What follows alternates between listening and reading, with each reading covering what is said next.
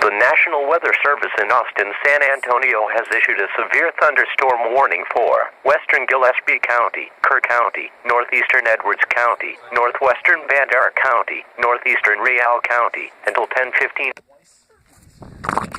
At 9:21 p.m. Central Daylight Time, a severe thunderstorm was located near Mountain Home, or 13 miles northwest of Kerrville, moving north at 15 miles per hour. Hazard: 60 miles per hour wind gusts and quarter-size hail. Source: radar indicated. Impact: hail damage to vehicles is expected. Expect wind damage to roofs, siding, entries. Locations impacted include Kerrville, Hunt, Ingram, Kerr Wildlife Management Area, Waltonia, Kerrville State Park, Mountain Home, Ivydale, Doss, Harper, US-83 near the Kerr-Kimball County line, Interstate 10 near the Kimball-Kerr County line, and the intersection of Interstate 10 and US 290.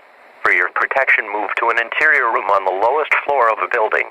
Torrential rainfall is occurring with this storm, and may lead to flash flooding. Do not drive your vehicle through flooded roadways.